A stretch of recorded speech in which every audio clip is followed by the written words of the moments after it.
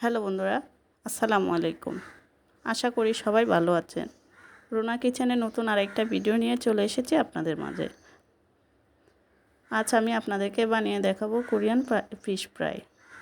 এটা দেখতে যেমন সুন্দর, খেতে মাশাআল্লাহ অনেক মজা।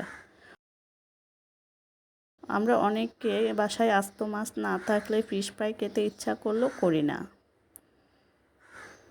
তাই কোনো প্রকার টক দই ছাড়া বাসায় থাকা উপকরণ দিয়ে শুধুমাত্র 5 পিস মাছ দিয়ে এই রেসিপিটা তৈরি করে দেখাচ্ছি। তাহলে মূল রেসিপিতে চলে যাই।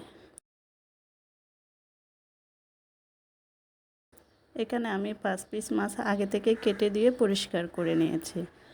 আপনারা চাইলে কম বেশি নিতে পারবেন। পিস করার পর প্রত্যেকটা মাছের পিস মাঝখান দিয়ে এইভাবে কেটে নিয়েছি। পিসগুলো এমনভাবে কাটতে হবে যাতে ভিতরে মশলা ভালোভাবে ঢুকতে পারে।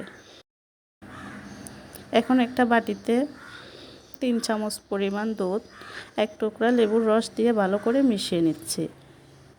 এটা টক দইয়ের কাজ করবে।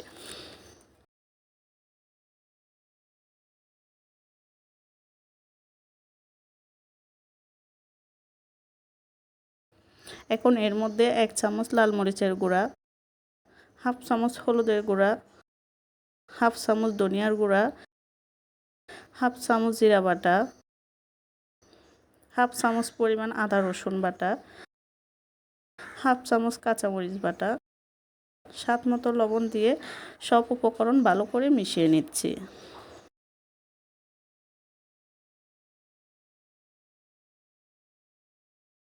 এখন মাছের সাথে মশলাগুলো ভালো করে মিশিয়ে নিচ্ছি।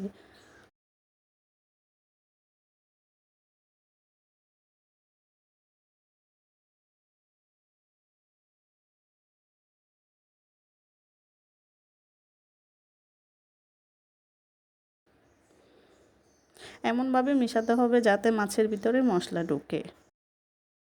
15 মিনিটের জন্য ঢাকনা দিয়ে রেখে দিচ্ছি। আপনাদের হাতে সময় থাকলে আধা ঘন্টা কিংবা 1 ঘন্টা রাখতে পারবেন। এতে মাছের ভিতরে মশলাটা আরও ভালো করে ম্যারিনেট হবে।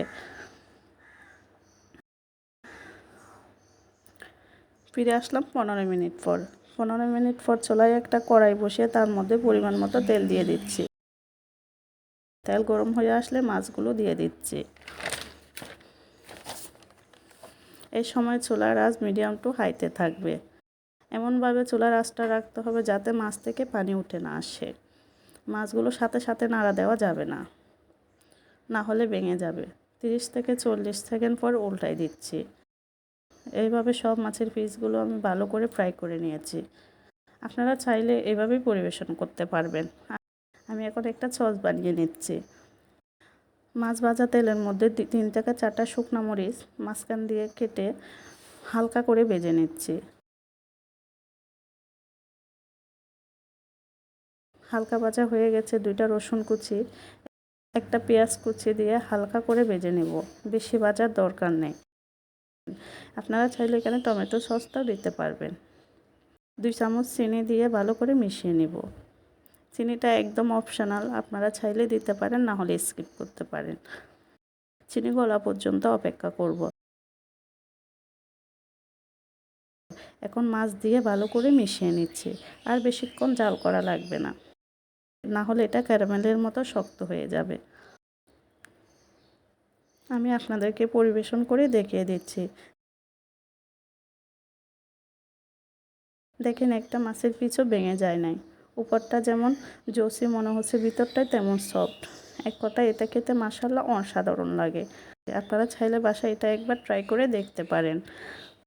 আমার ভিডিওটা যদি ভালো লেগে থাকে তাহলে আমার চ্যানেলটিকে সাবস্ক্রাইব করবেন, বেশি বেশি লাইক করবেন, কমেন্টস করবেন, শেয়ার করবেন। সবাই ভালো থাকেন, সুস্থ থাকেন। আল্লাহ হাফেজ।